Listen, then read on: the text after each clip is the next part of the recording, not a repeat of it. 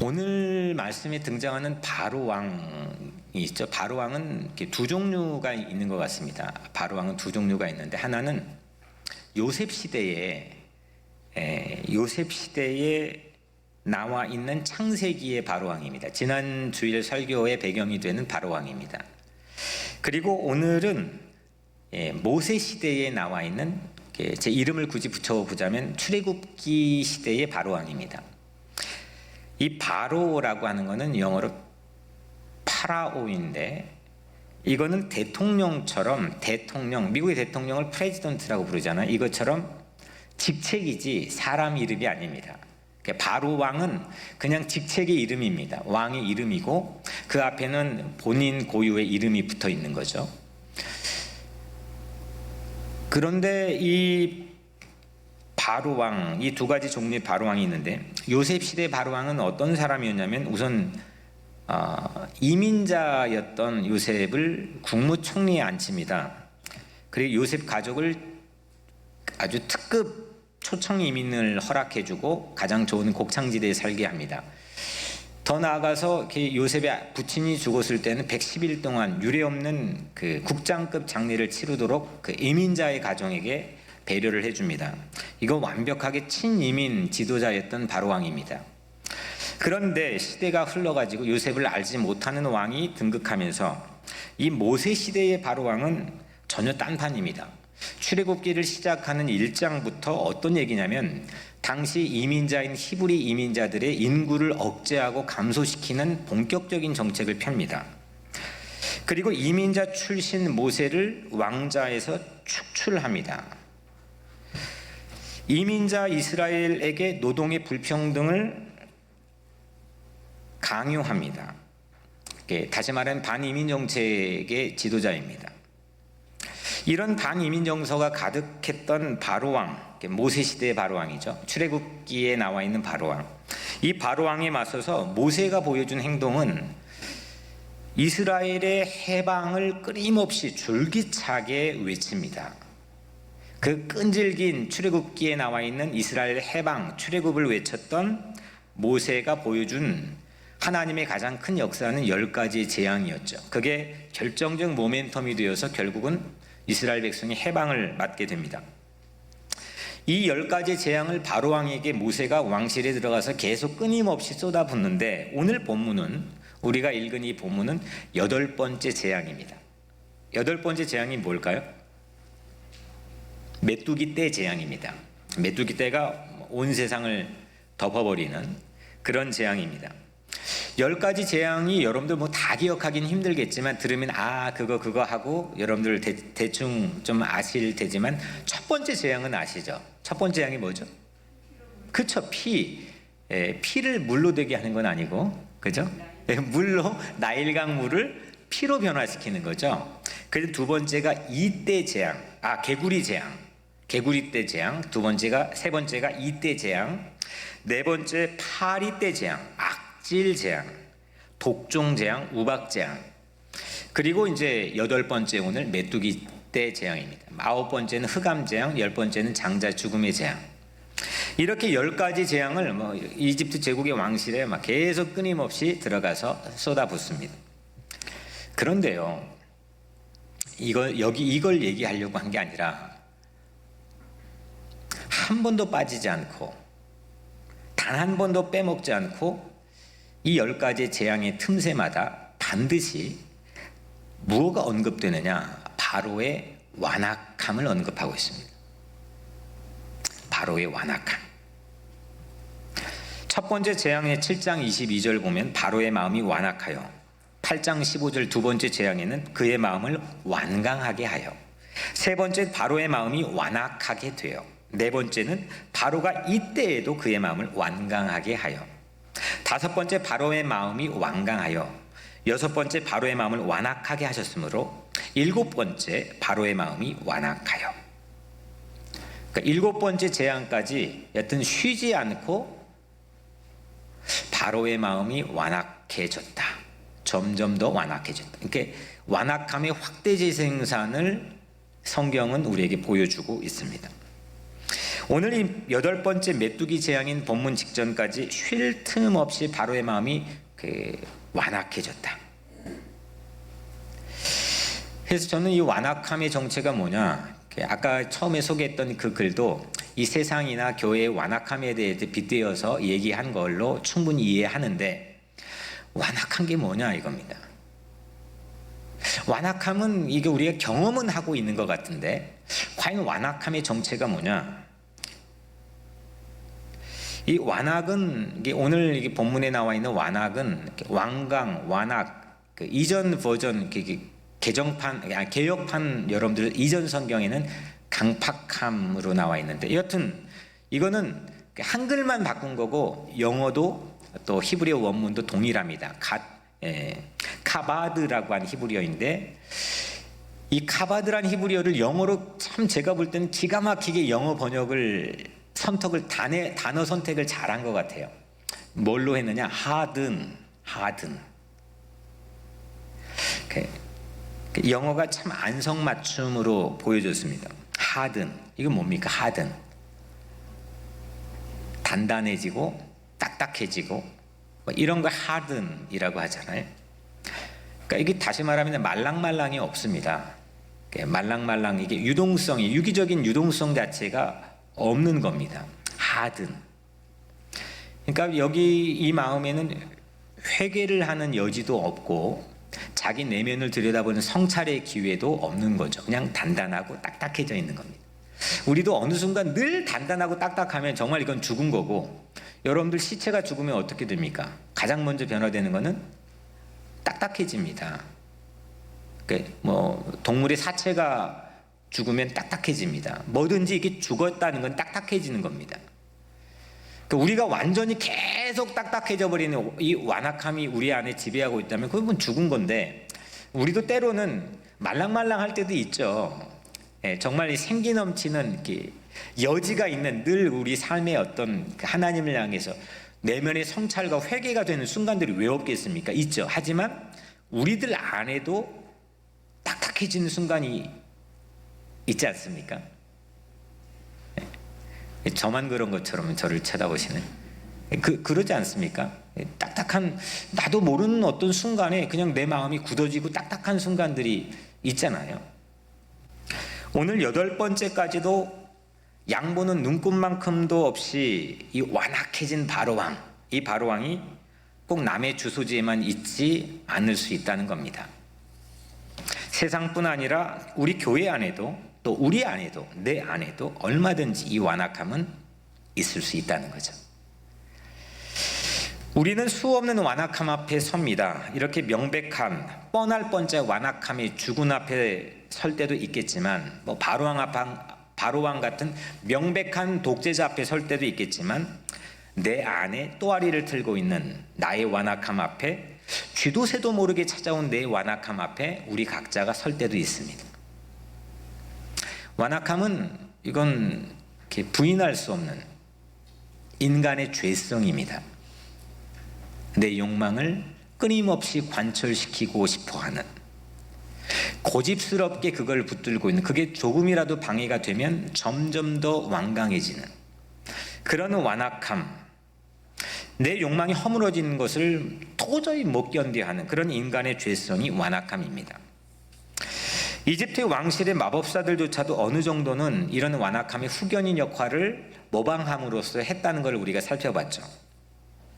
이렇게 막강한 진영을, 사탄의 진을 가지고 있는 이 완악함의 진영, 이 사람들의 완악함 앞에서 그러면 우리는 무엇을 해야 합니까?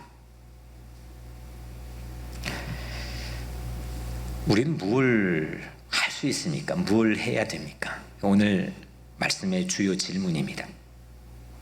사람의 완악함 앞에서는 대개 두 가지의 반응들이 있는 것 같습니다. 두 가지의 마음이 우리 안에 생겨납니다. 하나는 이런 겁니다. 안 되는구나. 점점 더 완악해지니까. 구제불능이구나. 이건 불가능한 거구나. 무서워서 피하나? 모아서 피하지? 더러워서 피하죠? 그런 마음으로 그냥 돌아가고 피해서 가려고 하지 안 되는구나, 이런 생각을 우리는 비껴가려고 합니다. 또 하나는 똑같이 안 되는구나 하지만 안 되는 것을 하고 있습니다. 안 되는 걸 하고 있는 나는 뭐냐, 이런, 뭐지 나는? 안 되는 걸 하고 있는 나는 뭐지? 이 불가능 앞에 마주하면서 뭔가를 하려고 하는데 이게 과연 나에게는 무슨 소용이 있지? 난 이게 불가능하고 이거 안 되는 건데 왜 하고 있지? 이런 생각을 갖게 됩니다. 여기에서 제가 맨 처음에 언급했던 침몰하는 타이타닉호에서 품위 있게 죽음을 돕기 위해서 연주나 하자라고 하는 생각이 우리 대중들 안에 찾아오지 않을까 싶습니다. 안 되나 보다, 침몰해 가는 거구나, 구제불능인가 보구나. 망하는 것을 기정사실로 보긴 하는데 잘 망하도록, 잘 죽도록 안락사 호스피스의 역할, 의사 같은 호스피스의 의사 같은 역할을 하자는 그런 대중들의 생각이 상당히 높게 편만해져 있다고 생각합니다. 그냥 교회가 그렇지, 교회 다니는 우리들도 마찬가지이지 않을까요? 때로는 교회가 다 그런 거지, 세상이 다 그런 거지, 사람이 다 그런 거지, 안 되는 거구나.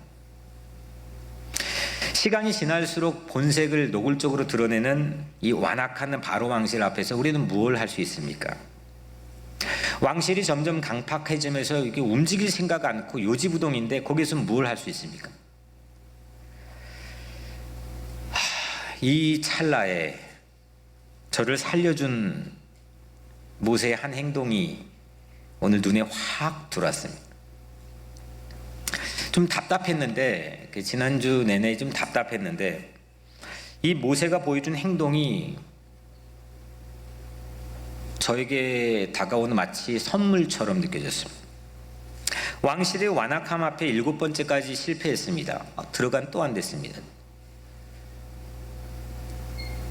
33번 정도가 아니라 7번째까지 했으면 대부분 사람들은 그냥 아까 제가 첫 번째 반응처럼 안 되는구나, 구제불능이구나, 이렇게 그냥 생각하고 말 거라고 생각합니다.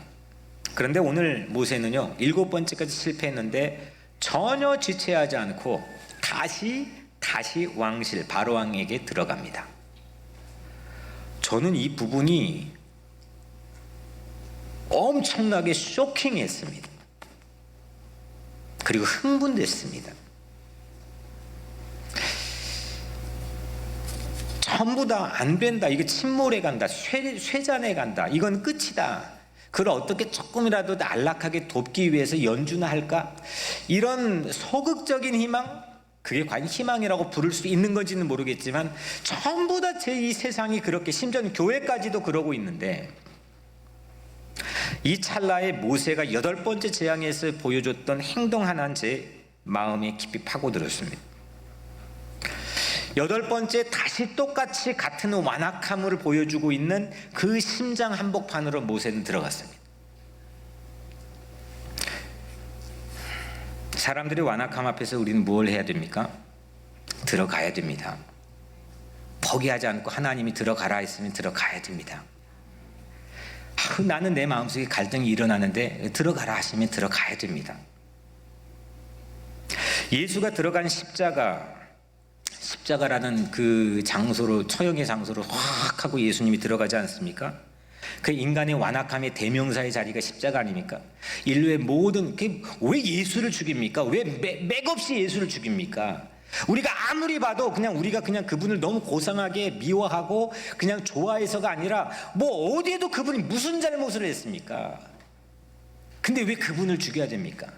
왜 그것도 가장 가까이 있는 제자는 재정을 맡아놓고 은 30에 자기 스승을 그렇게 팔아버리는 완악함이, 그런 완악함이 어디 있습니까?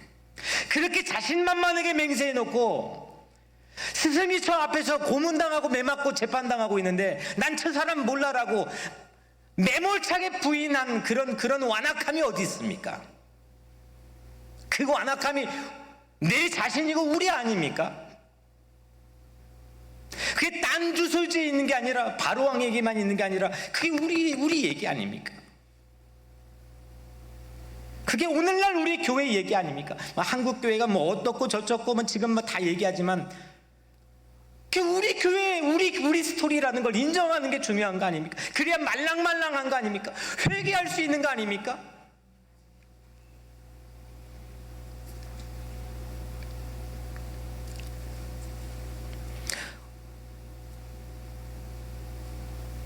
예수님이 십자가를 향해서 돌진합니다. 이렇게 완악함의 대명사, 어떻게 의로운 예수를 향해서 이렇게 죽일 수 있나 싶을 정도로 그 완악함의 대명사인 십자가를 향해서 예수님은 저돌적으로 돌진합니다. 물론 딱 한 번 하나님 아버지 가능하면 이 잔 내게 지나가게 해주세요. 딱 한 번 정말 그 인간의 처연한 고민을 우리에게 보여준 부분이 있지만 그냥 거두절미하고 그냥 아버지의 뜻대로 가리다 하고 그 십자가의 현장으로 돌진합니다. 들어갔습니다.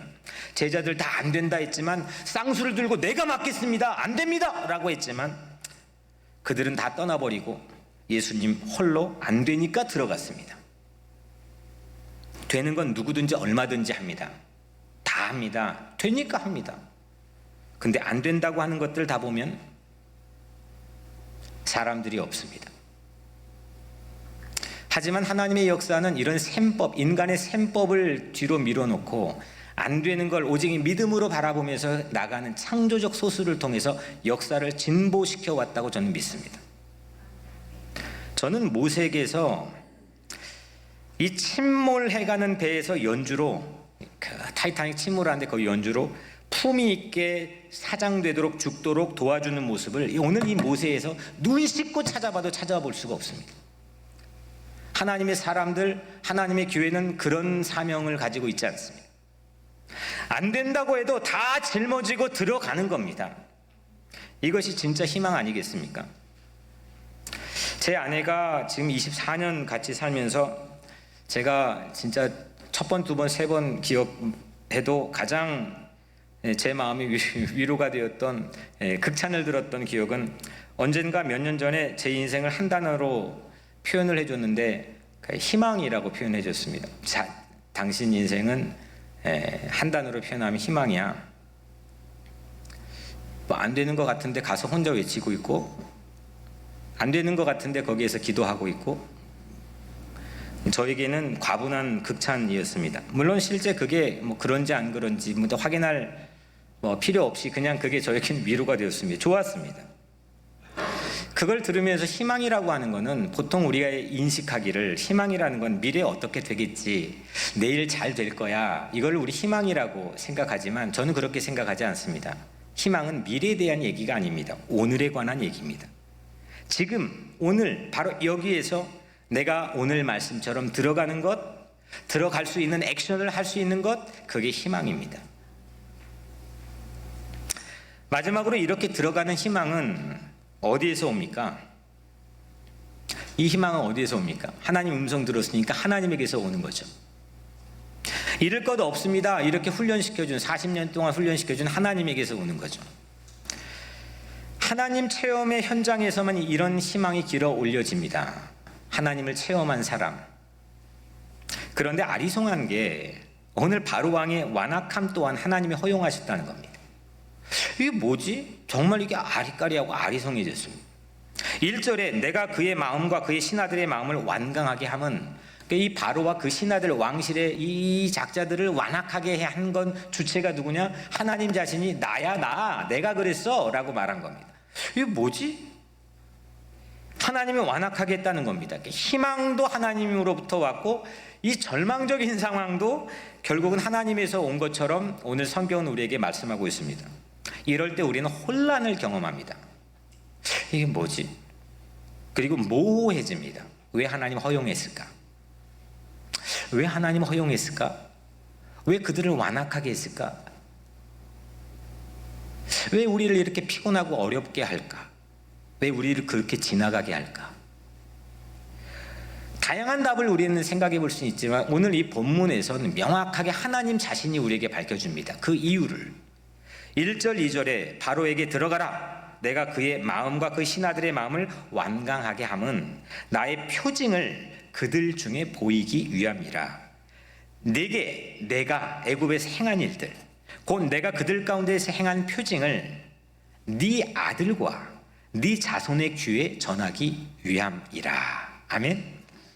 이스라엘 백성은 430년 동안 노예였습니다. 이게 완악함이 몸에 체질화되고 체득화된 사람들입니다.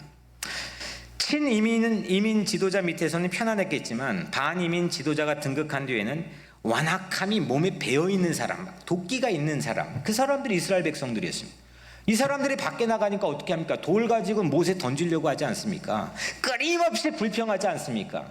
아니 고쳐주고 살려주고 다 먹여주고 했는데도 끊임없이 완악함을 보여줍니다. 이게 40년 걸렸습니다.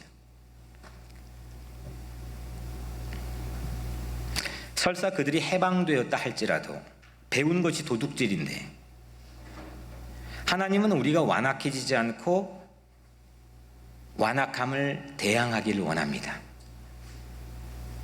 악에 악으로 저항하지 않고 선으로 악을 이기기를 실제 해방하는 것보다도 중요하게 여깁니다. 우리 민족은 1945년에 해방됐지만 해방이면 그냥 좋은데 해방된 지 한 달만부터 지금까지 분단된 상태로 남과 북으로 좌와 우로 지금도 한국교회, 한국 사회가 이렇게 병든 건 그 문제 아닙니까? 그 잔대를 못 벗어버렸습니다.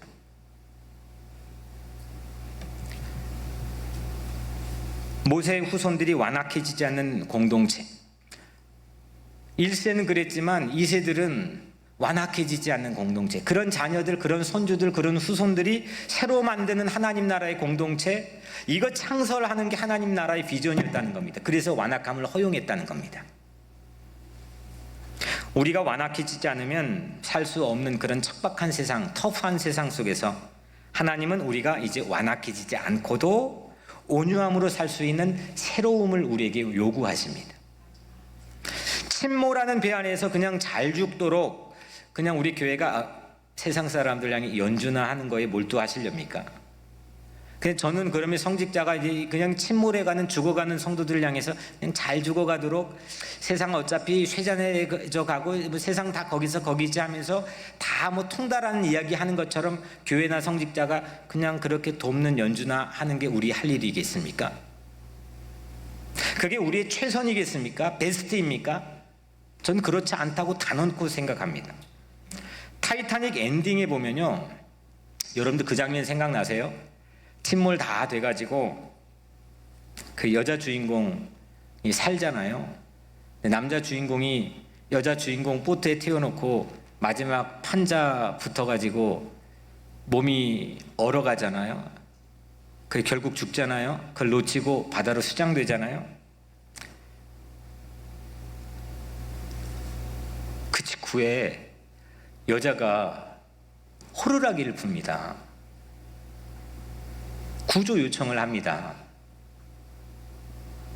나 여기 있다고 호루라기를 붑니다.